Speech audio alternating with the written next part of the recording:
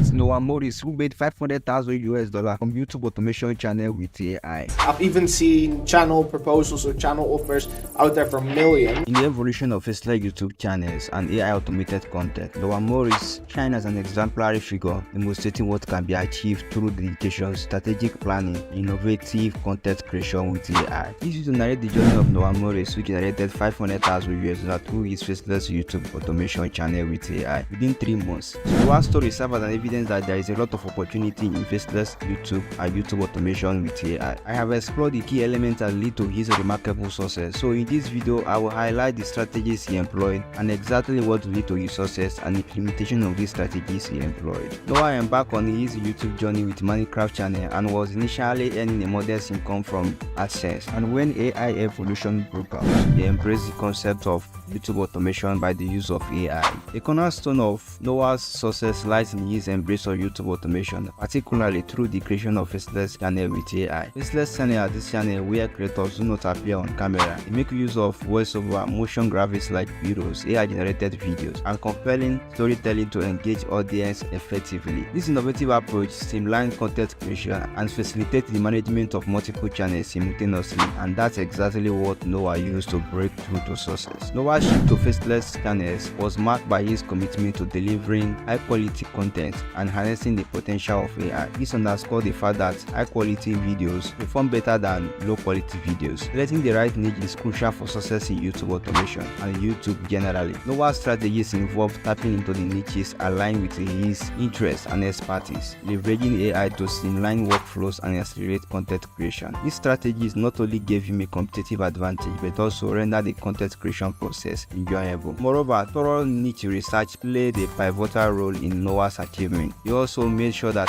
the thumbnail is captivating one, and that helped the video to have high click-through rates. In his interview with vidIQ, he stressed the significance of not picking a niche based on its popularity. Instead, pick a niche that resonates with audience interest. And here is his interview with vidIQ. How much can you make from YouTube automation with faceless channels? In November of last year, I think I did around $200,000 in a month in YouTube AdSense revenue. And how much would you say on average it costs to start a faceless channel? Beginners, I would say it could probably take up to a month for them to get started. But for me personally, it takes about 2 weeks to start up a channel, to get that first video rolling, and maybe to get to that first 1,000 to 10,000 views. I'm going to need a niche, right? Which are the best paying niches? For me, it's sports, celebrity content, crime-related content, and essentially everything that American people watch. And American audiences just have higher RPM. So any standard techniques that you can teach us that will help us find niches like that? It's a very consistent process you have to get a hang of. So I would be every day going on YouTube Incognito and refreshing my homepage, and then pressing on the YouTube Cash Cow content. So YouTube would recommend me more YouTube Cash Cow content, and I would be able to find those new channels getting recommended. So that's one way I teach. Another way would be the keyword method, where I would input random keywords, like let's say basketball. I would go to most viewed and this month, and I would scroll through all the channels. I would actually use vidIQ to essentially look at the subscriber count, and I would look at the amount of views a channel would essentially have. And then when I found a channel that has a bunch of views, small amounts of subscribers, that would probably be a channel that started recently. And if I found multiple channels like that, I'm talking if they're getting above 200,000 views a video, and very, very consistently as well, and there's maybe 2 or 3 of these types of channels that started recently, that's when you find a gap in the market. You mentioned retention hacks. Tell us more about that. What I usually teach the scriptwriter essentially is I send them all the channels of our competitors. I say, okay, have a look what people are mentioning in the comments, and also look at the relative YouTube retention. If you hover above the YouTube play bar, you see this transparent up and down mountains above the YouTube play bar. That's relative retention. Look at the relative retention and see where the points of interest are in the video. And same thing for the comments. It's like a library of understanding what people are interested in, right? The retention comes from understanding your audience mainly. It's not about like secret editing hacks, not so much. It's about understanding what moves your audience to take action or to comment, to engage, to watch more videos. Studying the target audience in that way would be my biggest retention hack. So let's say I found a bunch of channels like this.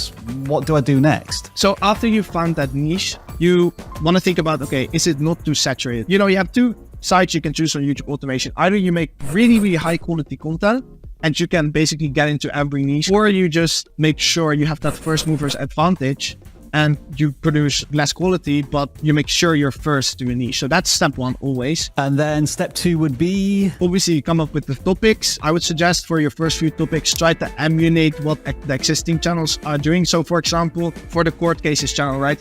What I was doing is, obviously, I first looked at Courtroom, which is the channel I was emulating. But then I was thinking, okay, other than these topics from Courtroom, see if there's any other older related channels. So in this case, I was researching and I found out he was taking the original topics from the A&E YouTube channel. So I started studying what videos did well in the past on the A&E YouTube channel, and which of those topics haven't been done by my competitors before. And I'll take those topics and put them on my own channels. Obviously, if you look at court cases, I even integrated the trend of Jeffrey Dahmer at the time. So you can get very creative with it as long as your decisions on your channel are always backed by data. Normal YouTubers, they would usually create topics based on feelings. A lot of the times I see that happening, but you really want to make decisions based on data and what did well in the past. So I'm guessing at this point we're getting really close to the actual production of videos, is that right? So and a lot of people always say, okay, go straight away to hiring a script writer. This is not the case. You can definitely just start a YouTube channel and then eventually turn it into a YouTube automation channel. That's very, very doable. When someone's never done YouTube, I suggest they just start as a regular creator. The downside is very small. You get experience firsthand. I know very well how to video edit. I know very well how to script write. But if you've never done that before and you immediately start hiring, you're very disconnected with your team, right? So script the videos yourself, get an AI voiceover. They're getting really, really good now, and do the video editing yourself until you break even or you're making a profit, and then start outsourcing. Okay, so what if I wanted to build out a team like you?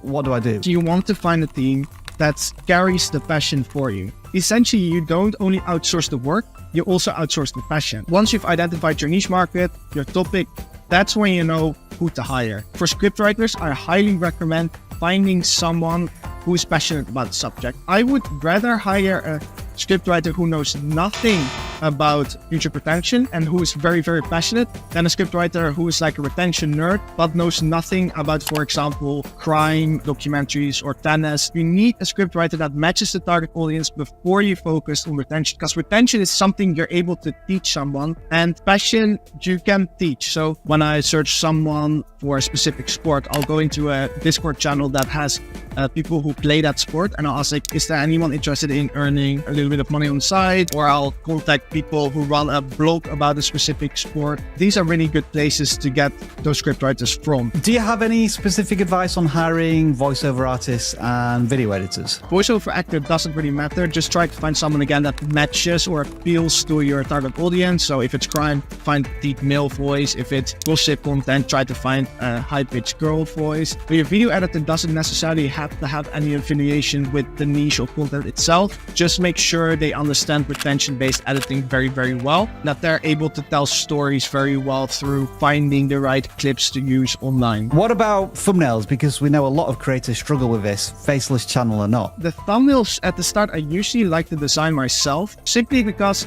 a lot of thumbnail designers are great designers, but they're not good at understanding what makes an audience click. If you look at the Court Cases YouTube channel and you look at the thumbnails, they're not very complicated, but they got results. You first want to teach yourself, okay, what type of thumbnails do work here? Then, once your channel does well, you want to start outsourcing that process. So now you teach the thumbnail designer and you give him inspiration for the thumbnail. He simply does the designing or putting the thumbnail together. The concept you still do. And after a while of working together, maybe a few months, that's when you say, okay, now you do the full process. Now you're in full charge of making sure these videos get views. My takeaway from Noah's success story with VidIQ and what you need to apply to your own channel. He refrained from relying on outsourcing teams until he had honed the necessary skills. This approach enabled him to deeply understand the content creation process, enhancing his effectiveness when outsourcing certain tasks later on. While specific earning may vary, his strategies and determination evident in his journey, and he inspires anyone looking to venture into Faceless YouTube channel. Faceless channels are reshaping the content creation landscape, offering a pathway to financial independence for those willing to explore this innovative, those that really want to work. If you are contemplating on building a sustainable and scalable reliable online income stream. Faceless YouTube automation is a compelling option to explore, especially with the help of AI. You can go very far. And if you enjoyed this video, please hit that subscribe button to join the family, and thank you for watching. Thank you. I really appreciate you in next video.